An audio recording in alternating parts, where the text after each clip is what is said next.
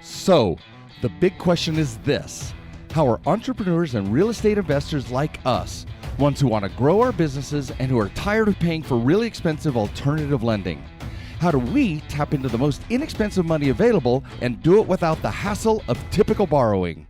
That is the question, and this podcast will give you the answers. I'm Merrill Chandler, and welcome to the Are You Effable podcast. Welcome to this episode of Are You Effable podcast.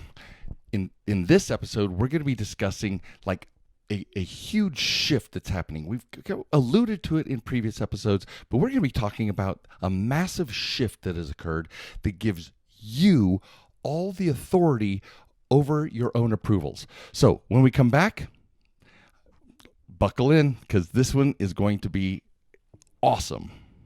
Welcome back. I'm here to tell you that we've talked about paradigm shifts before. We've talked about becoming partners with other lenders. We've talked about understanding the insider secrets to the entire funding game.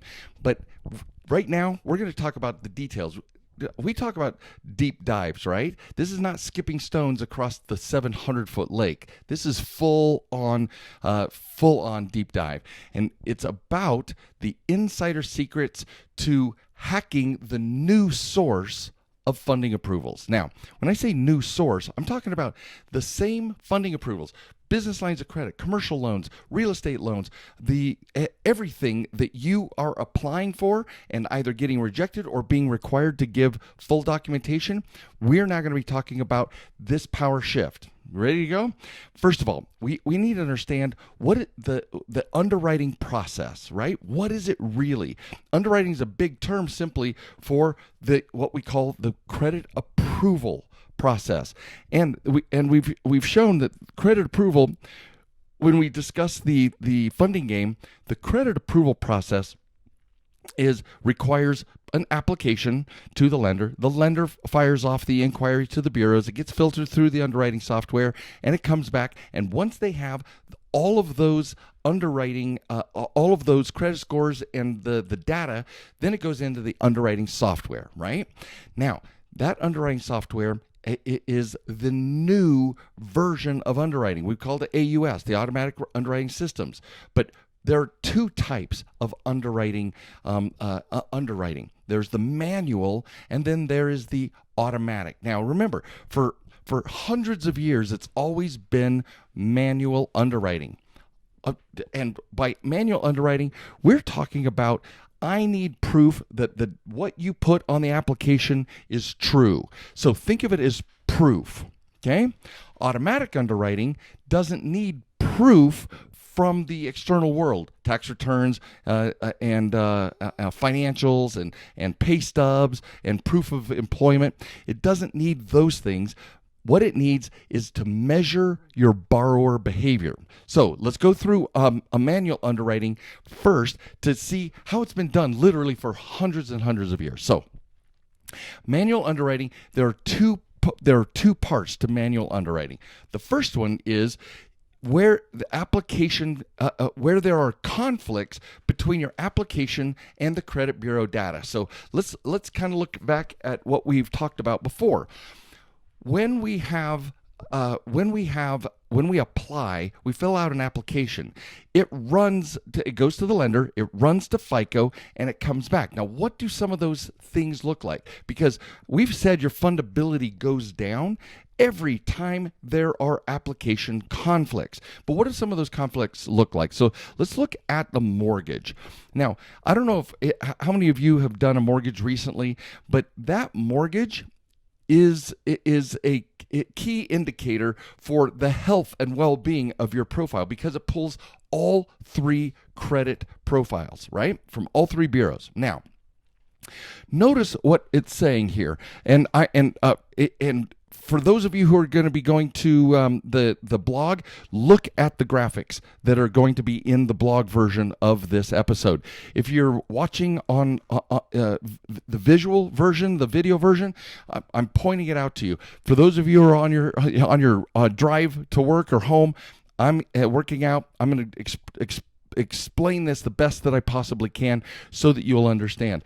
But right now we're looking at mortgage red flags. We're actually looking at the top page of the first page, the top half of the first page of the mortgage application. And there's a thing that pops up that says red flag compliance information.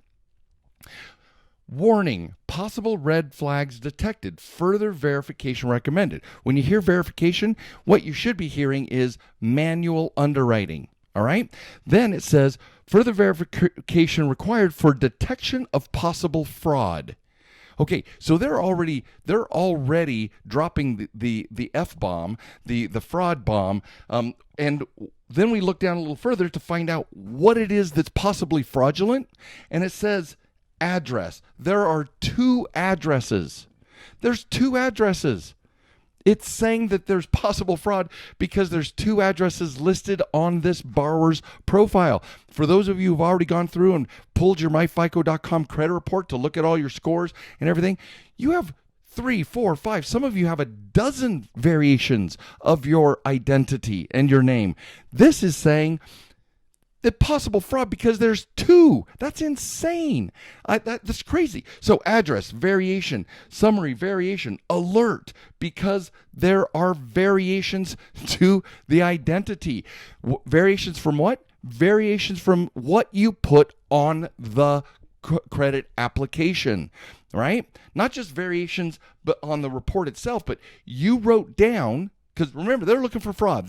You're a liar, cheater, and a thief until you have proven that you are their partner. You are a liar, cheat, and a thief. Okay? That's just the nature of the business. We've been liars, cheaters, and thieves to lenders for hundreds of years. That's why they require the proof. But when we get it about what underwriting is all about and this power shift to automatic underwriting, the whole game changes. No more proof, 100% behavior. So 2 addresses and it's possible fraud. So our fundability goes down when there are application conflicts. Our fundability goes down when there are data inaccuracies between all 3 bureaus. Our fundability goes down when we have an unfundable profile. This unfundable profile is the bottom line. FICO doesn't give us the approvals. The credit bureaus don't give us approvals. The lender gives us the approvals, and those approvals are based on the fundability of your profile. Now, think of it this way. We'll be saying this on a regular basis, but remember how we said credit score is your 3rd or 4th most important, the most important criteria, the funding criteria. And we got a lot of comments on our podcast. We got a lot of feedback. People are writing us on our web pages, our Facebook pages, and they're asking, tell us more about this, what this means. What does it mean that score is the 3rd or 4th? So think of it this way. The first 3 criteria have to do with the quality of your profile, your limits, your balances, your utilization, and the actual quality of the accounts. What tier and what value are your we have a whole section on this, on how to determine the quality of your profile. But what is the quality of your profile, right? And the 24-month look back period. But score comes in to determine how much to give you in the approval and the rate, the interest rate, the fees, etc. So the higher the score on a fundable profile, the higher the score, then the less expensive it's going to cost you, and the more they're going to award you. We already talked about. Remember how we said to get the $500 in a previous episode? We said that to get the $500 that the revenue score predicts, we have to have a 760. They're going to a 760 credit score is going to create a 2 or 3 times larger credit limit.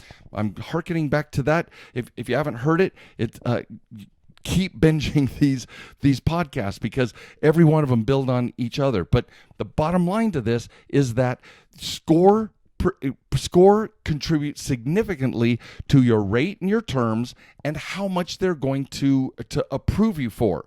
But whether or not you get approved is based on that 24-month look-back period, quality of profile, and your borrower capacity, right? that is what makes you actually fundable. How much you get is based on the FICO 40 and the score. So just remember that your score can go down based on application conflicts. Your fundability goes down if the credit bureaus have bad data between the bureaus, right? Poor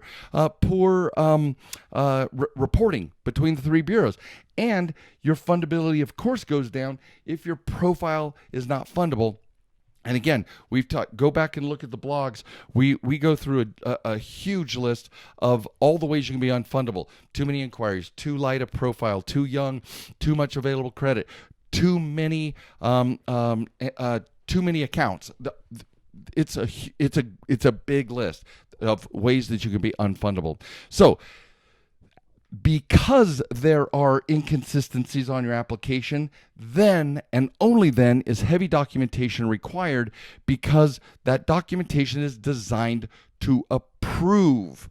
Listen carefully. It's designed to prove that you are telling the truth on your application. Are we good? Do we understand exactly where I'm coming from? Now, we're going to take a little bit of a different bent on this, because we're going to talk about why mortgage underwriting takes so long and how we are getting played, and how mortgage brokers, and in a different section we're going to be talking about auto dealers, how they live on the spread, how they are using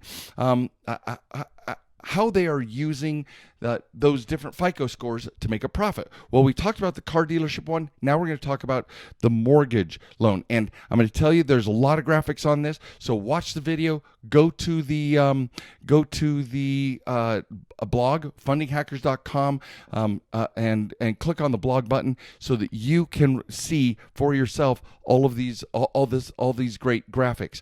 So underwriting for profit is where, so there are mortgage brokers, okay? These mortgage brokers have loan officers. Their job is to write loans.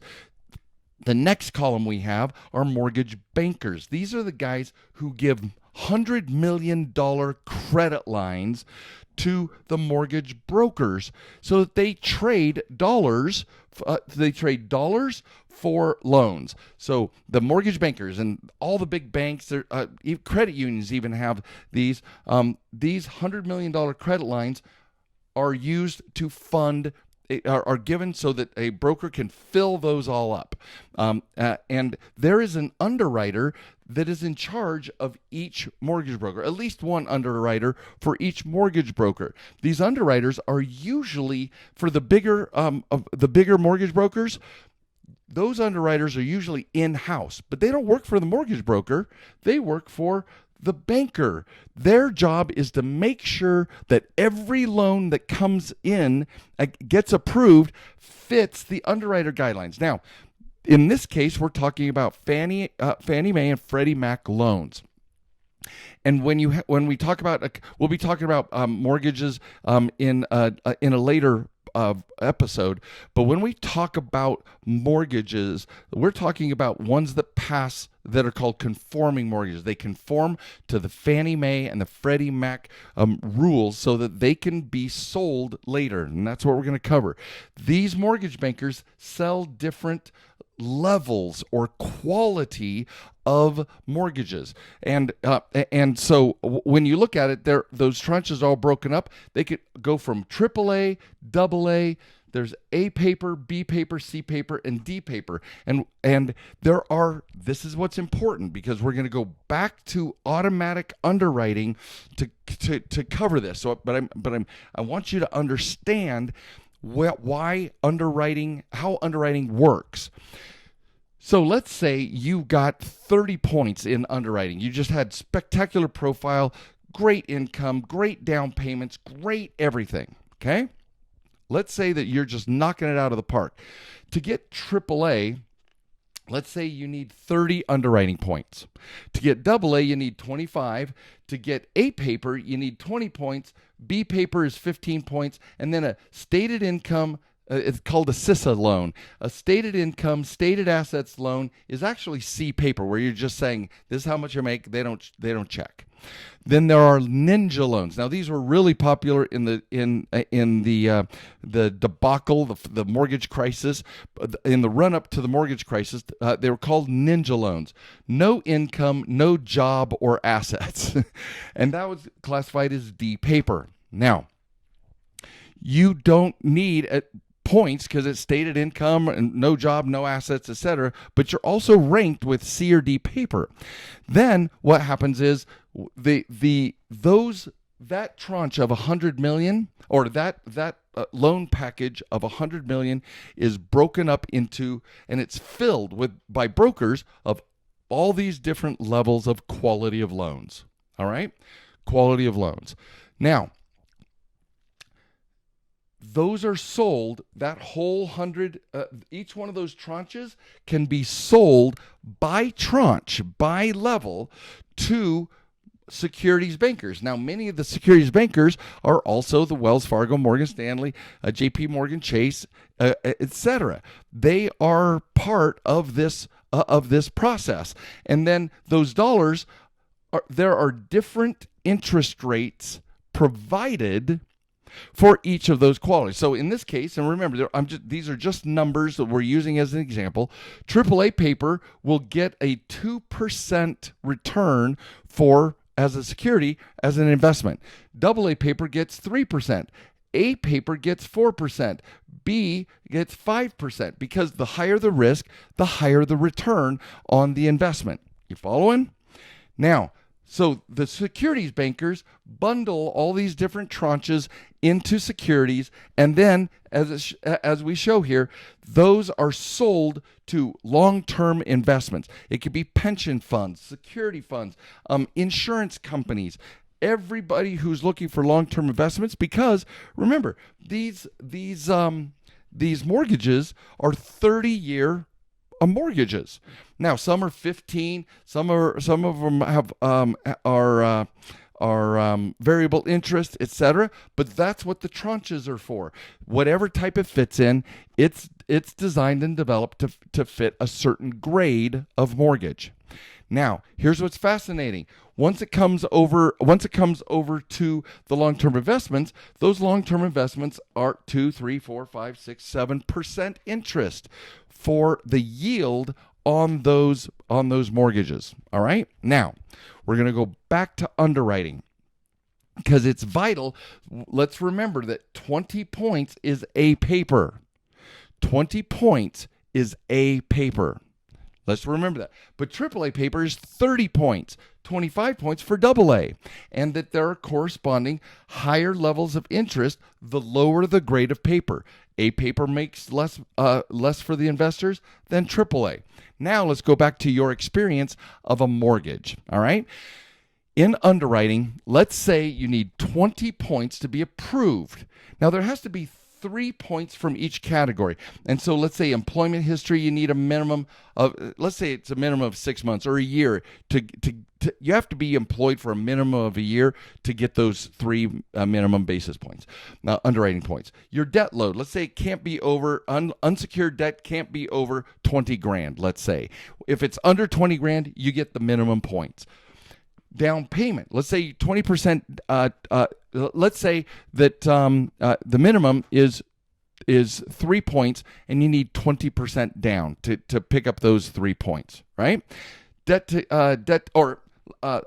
call it 3% down. You need to get those 3 points, you got to have a minimum of 3% down. And then debt to income ratio, let's say you have a 35% debt to income ratio, you get 3 points for your debt to income ratio. And then the quality of your profile and the score, if it's a 7, let's say it's a 740 for a mortgage, at 740 middle score, you get the minimum of the 3 points. See what I'm saying? The problem is that those only equal 15 points in underwriting. Now, in manual underwriting, this is all calculated by hand. In automatic underwriting, it's calculated in a nanosecond. So, but notice, if we have all of those minimums, the year employment, less than 20 grand debt, 3% down payment, debt to income ratio is 35%, and credit score and profile is 740. Okay? That equals 15 points. Then to get to 20 points, to get a paper, to get a good rate on your profile, on your mortgage, you need another 5 points. So that means you'll get more points if you've actually been employed longer than a year. You'll get more points if your debt load is less than $10,000, let's say. You'll get more points if you put 10% down instead of 3%. If your debt to income ratio is let's say 30% instead of 35%, you get more points. If your profile is a 760 or 800, you're going to get more points. So let's say between our credit score and everything else, we love that when you optimize your personal profile, you can actually create a higher yield. You can keep the minimums because you're increasing. Underwriters, as long as you hit those minimums, guys, underwriting software doesn't care where the other points come from. You with me? Doesn't care where the other points come from. So if we've improved our score and we have a higher quality profile, a seriously fundable profile, we're going to hit that. Now, here is how manual underwriting works, right? Okay, let me go back. And one of the things, here's the problem with underwriting. How many of you have taken a month or 2 months or 3 months to close on a mortgage, right? How many of us had just a serious problem because it's taken so much time? And remember, how many of you, no joke, how many of you have gone to a mortgage broker and literally said, look, I've got all my paperwork. What do I need so that we can get this done as fast as possible? And you say, I've got an extra 5% from Aunt May, a gift I can add to my down payment. I've got a verification of employment. I can pay off my debts so I can have a better debt to income ratio. What do you need me to do right now? I want to give you everything so we don't have to waste time. And what does the loan officer invariably say? Here, let's just take your application and see what's next. Your application may be fine, right? He or she is implying that automatic underwriting is possible, all right? But we need 20 points for A paper. But remember, 30 points was AAA paper. So every time but remember, let's say 2 weeks go by, a month goes by, and they're like, hey, you know what? We do need that verification of employment. And you're like, why didn't you tell me 2 weeks ago, a month ago? Here it is, right? And then they come back and then they say, oh yeah, can you pay down that debt so we can lower your debt to income ratio? Why didn't you tell me to do that a month ago, 6 weeks ago? Why are we wasting so much time? Have you ever asked yourself that question? Why is it such a pain in the ass to close a mortgage? I will tell you exactly why. Because they just want to get these points up enough to get you off their back about your rate. Listen, I will say that again. They want to hit just enough points to hit a paper because, let's go back, because 20 points is a paper and you are in, and you will be happy and you'll close that loan. But if you would have gone to the next level, gotten 27 points, you would be over. Notice, you would be over the AA. And you've pushed even further if you gave them enough documentation and enough documentation and enough proof to get you over that 30 points, then you're still going to have a paper when it comes to your costs. But look, if they submit to the bankers AAA paper, that is only worth 2% interest to investors, not 4% interest when they barely get past the 20 points underwriting threshold. Am I making sense, guys? We got to understand this. The reason why they just check in and grab one new thing at a time, because if they take it all, they have a responsibility to use it all. They can't just take it all in and pick and choose. Oh, we didn't need this stuff, because then that is bad faith in the loan. So they just ask for one thing at a time. They ask for one thing at a time to raise this 15 points until they hit 20. You get a paper, but as we showed, 25 points, they make less money when they sell that to the insurance companies and the pensions. If you go all the way to 30 points, they have to use the documentation. You're getting AAA paper, so they make less money. Are you following me? They're wasting our time and wasting our resources in order to just hit the bare minimums to get you what they need to satisfy you for a paper. Yep, you got the best rates possible. But there is more to this game than you having the best rate possible. They're making less money the more documentation you give them. Are you with me? Come on, this is naughty. This is us getting played.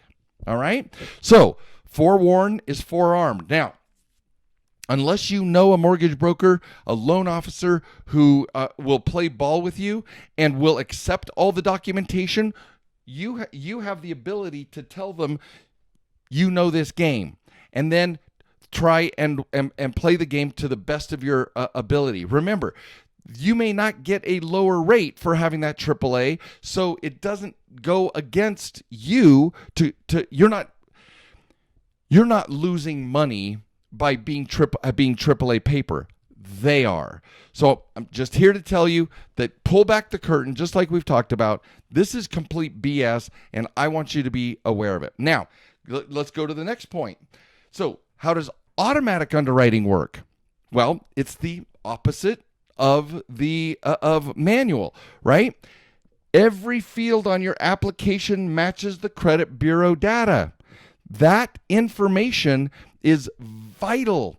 When they don't need proof, if they can look at your behavior, measure behavior, check all the databases, check the credit bureaus, check early warning systems, check Falcon, check for fraud, check everything. When they do not need proof, you're going to stay in automatic underwriting. So every field on your application matches the credit bureau data, and your credit behavior hits the funding bullseye. Not one of the outer rings where your utilization is 17%, where you have tier 2 and tier 3 credit cards, there are so many. There's just so many behaviors that you're going to learn about as you continue to binge this information, right? So those two things, your application has to match exactly. And we're going to be we're going to talk about how to fill out the application. Every field on your application matches the data, and your credit behavior hits that funding bullseye. Now, remember, everything is about predictive analytics. That's what FICO. FICO is not a credit score company. It is, as we've discussed earlier, there are dozens, and there's 83 different credit, different algorithms for different industries.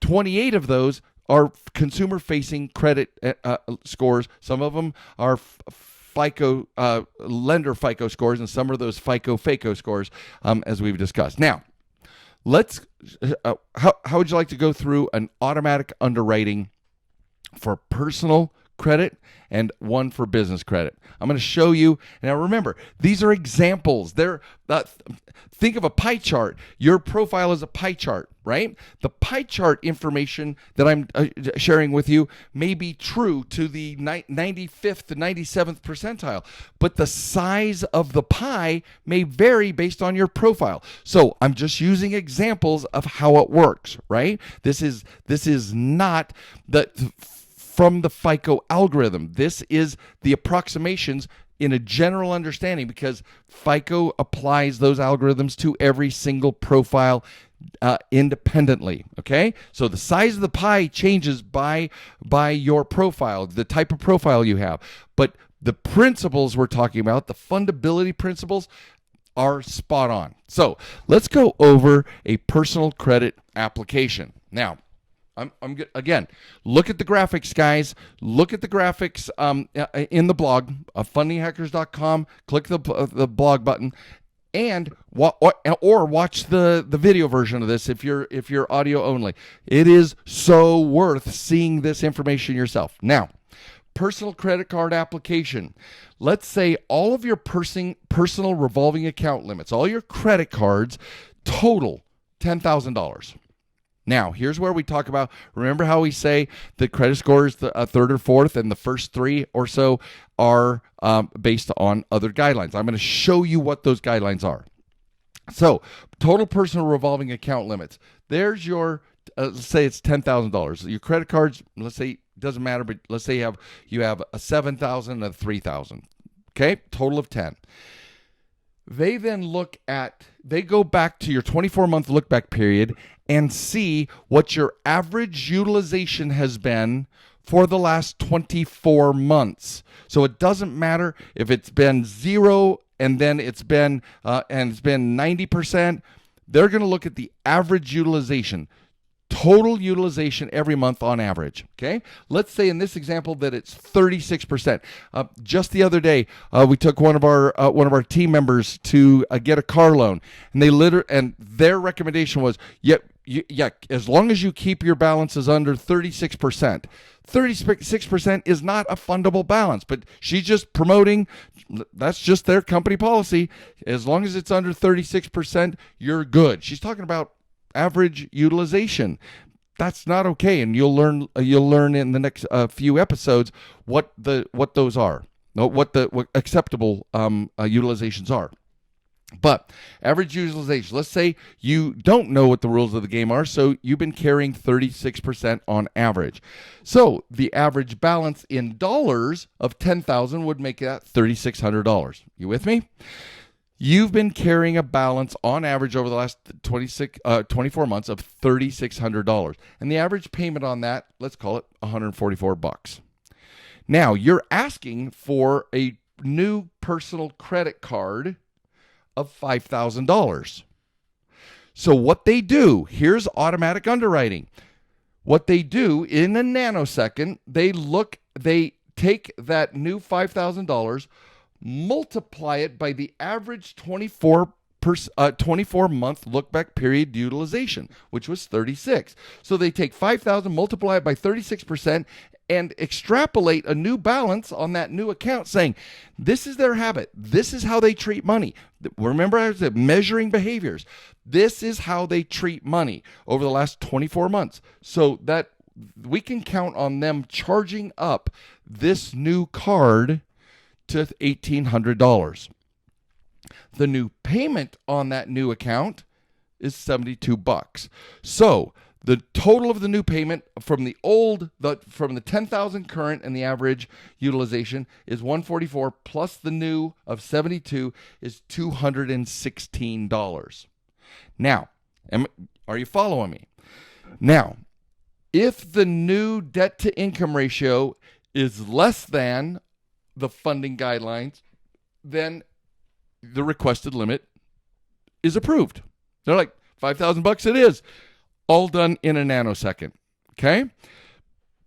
The new payment to include in those DTI calculations are literally, the new DTI calculations are the limit is approved if it's less than or equal to. If the new debt to income is greater than by a little bit than those funding guidelines, it's approved, but a lower limit. This is where your score comes in, is the amount you're being awarded is based on your score, right?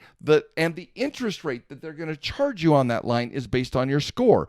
But this entire calculation has nothing to do with score. Are you following me?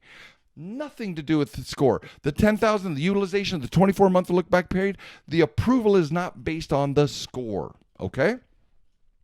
The limit and the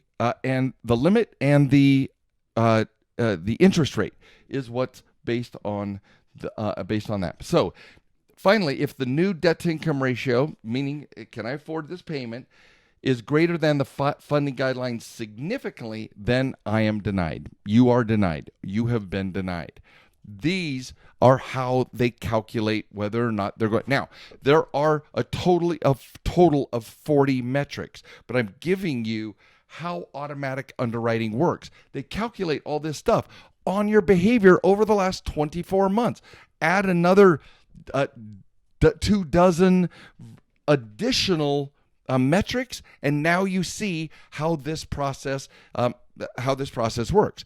But knowing how this process works can also help you understand how to get the highest limits and the lowest costs. Now, that is for personal credit.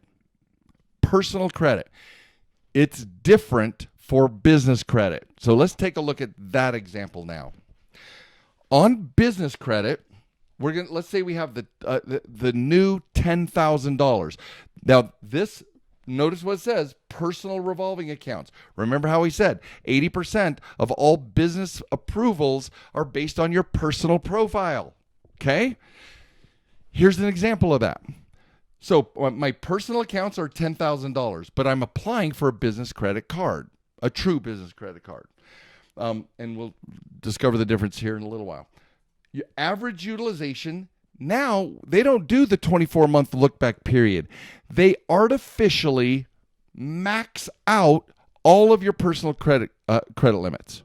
They artificially max out all 10,000 of those, we said 7,000, 3,000. They artificially max out for these calculations. So they say, what's 100% utilization? Oh, that balance is $10,000. So they're saying the payment on that $10,000 is now $400, whereas before it was $144. They're saying that this 100% of the $10,000, we now have a $400 payment instead of a $144 payment. Requested business credit limit. So we're asking for a personal limit, but they've been calculating the data on our personal profile.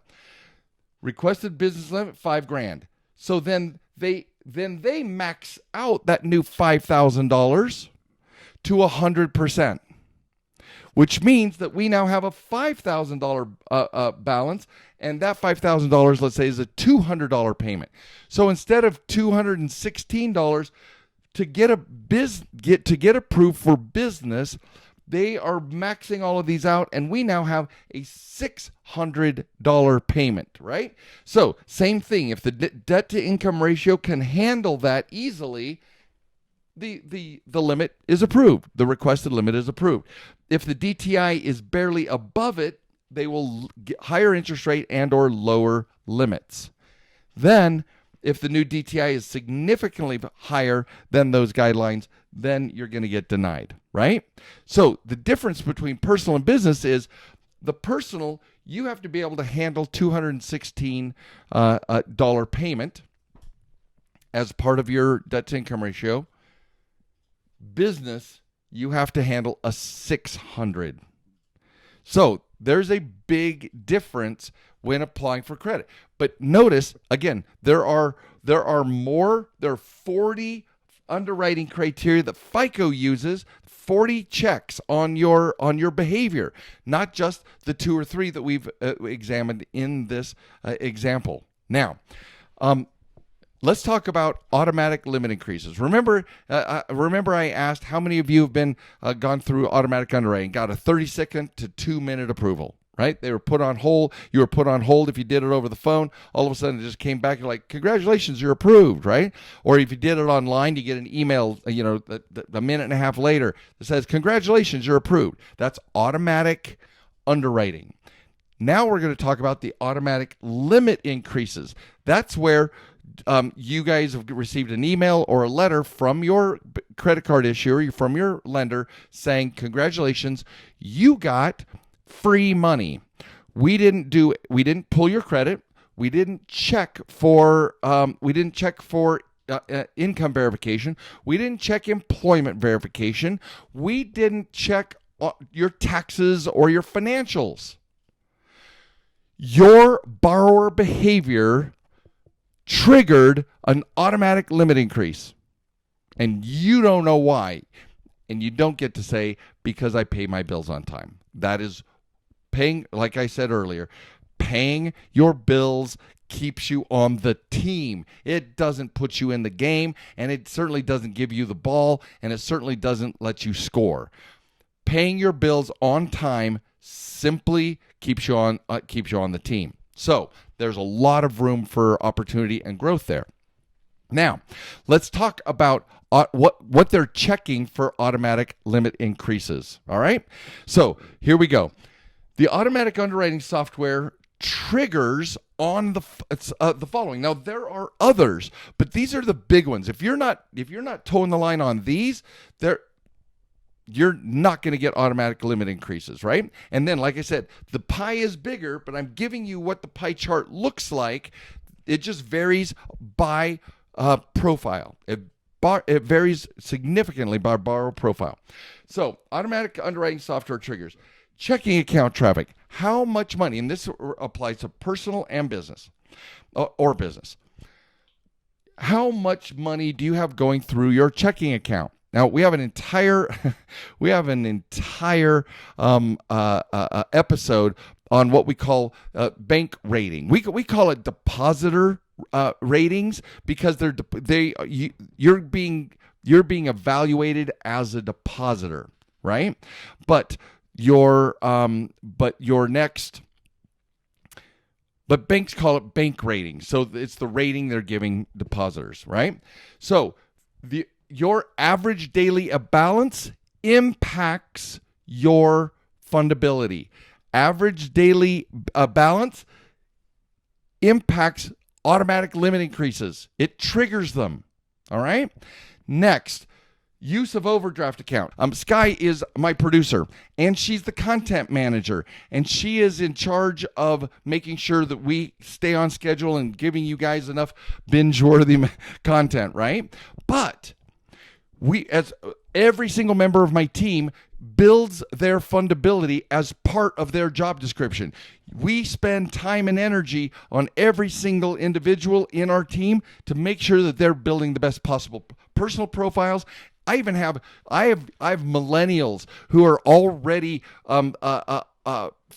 creating QFEs, right? Qualified funding entities that will create an opportunity for them to have a fundable entity in the future. They're already making it happen. They're already doing it. So this is one of those things that Sky was headed to do. One of her profile optimization requirements was to get a car loan. And she wanted a car loan, and so it was a great confluence of circumstances. She goes to the loan officer and to get a pre-approved on an automobile. And she'd picked out the car, and I'd been able to coach her through this, but she actually met with the loan officer herself, because that's one of the things we want everybody to do, is build the confidence to be able to talk to lenders on their own, right? Well, even if I were coaching you, I'd still make you go visit them yourself and take notes, etc. Well, one of the things that she was also offered a $500 credit card as part of this transaction, and it was a good credit card, but she was also offered a $500 check guarantee card, an overdraft account. All right, so in our consultation, I asked her, have you ever been close to zero? Is that a thing for you? Do you punch through and have you used overdraft accounts in the past? She goes, no, I've never even been close. Then do not get an overdraft account. Here's why. It's a line of credit. It's usually a small line of credit, $500, $1,000, to protect you against bounce checks. Here's the problem. While it may save you that $25 to $35 bounce check fee, you only use it when your checking account is below zero. And FICO doesn't measure the use or utility of an account unless there's traffic on it. So you're at odds. We call it a double bind. These two things cannot be true at the same time. If you use the overdraft account, you get credit for using that account. But to use that overdraft account, you have to be at zero on your checking account. So your relationship with the lender, remember, they're grading you by your average daily balance. So if you go into your overdraft account, you are killing your fundability with that lender. So the recommendation to all of our clients, if we're opening up new accounts, is to not get an overdraft account. Don't do it, because we don't want you anywhere near zero, because you need, as someone who is fundable, someone who is owning their fundability, we want to have good average daily balances, and we never want to use the overdraft account. Every single time you use that account, drops your fundability, guys, drops your fundability. Then the other automatic underwriting software triggers are utilization. What is your utilization? In the last one we talked about we talked about 36%. It doesn't matter that it was zero for 18 months and 90% for 6 months. They're going to cover. They want to look at the overall average over the last 12 months, because that average is your behavior markers, and that's what we talked about. They're measuring your behavior. So you can either go full doc and prove up, or you can give them behavior that they trust, stay in automatic underwriting, and have significantly higher approval amounts, limits, and loan amounts, and have significantly lower interest rates. So the last one was monthly revolving account traffic. Whether it's on business or on personal, whatever instruments you have open, they're measuring traffic. Now, I may have said this before. There's so much content here, so please forgive me but some things bear repetition. Since I can't remember what I've said and what I haven't, you get the good news of getting this information multiple times so you can remember how potent and powerful it is. But the bottom line here is that lenders make more money off of credit card swipes than they make off of interest. Swipe, swipe, swipe. That's where they make their money. So that's why this software, the automatic underwriting software trigger, one of the big ones is, how much money are you running through your account? How much are you charging? I don't care if you charge it and pay it off, but they're counting how many dollars you're swiping. And they also don't want you to have high utilization, which means multiple payments, and we'll cover that. We have an awesome section. It's like one of the ones that's just going to blow your minds about how this process works. So just remember, monthly revolving account traffic. How much are you putting on your credit cards and paying off? Because the more you swipe that card, the more valuable you are to them. So they're going to automatically raise your limits. Let's say you're always using 10%, but you use that 10% over and over and over and over every single month and pay it off. They're going to raise your limit because you have proven over the 24-month look-back period, or 3 months, 6 month, 12 month, and 24 month, you've proven that you're swiping 10 or 20%.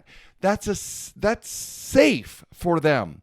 So if you've got a $5,000 credit card and you're always doing 20%, 10 to 20%, and then they raise that limit to $10,000, and now you're putting $1,000 to $2,000 a month, and they're like, wow, this is looking good. And it goes from 6 months to 3 months to 6 months to 12 months on that, and 24 months. Then they try 20,000, and then you still keep doing that 10%, you are a golden child. You are the perfect customer because you keep staying within the safe margins of the limit, but you're swipe on that credit card. Am I making sense? Do you get this? Guys, they will raise your limits if you protect their interests and hit those automatic underwriting traffic guidelines. Guys, I've been doing a lot of yelling. So, remember, automatic underwriting, let me summarize. For hundreds of years, lenders have had 100% of the power in the borrower-lender relationship. 100%. To approve you, they needed proof that what you put on your application was true. And they wanted a documentation out the wazoo. They have over the last 5 to 10 years, they have written software and given all of that approval authority to the software. As I've said before, they lose money if a human being looks at your application. Okay? If they have given all approval authority and they don't want human beings involved in the process, then all of that approval authority resides in the software. If you and I know what that software needs to approve you, who now has 100% of the approval authority over every single loan or line of credit that you do for the rest of your life? You do. I'm Merrill Chandler. Thank you for listening to Are You Effable? Have a great morning, noon, or night. Hey guys, thank you for listening to Are You Effable? Please leave comments because I would love to read about your aha moments from this episode. And be sure to visit fundinghackers.com to view the blog post, get important links, join our community, and much, much more. And you gotta tell your friends about this podcast. We want them to become effable too.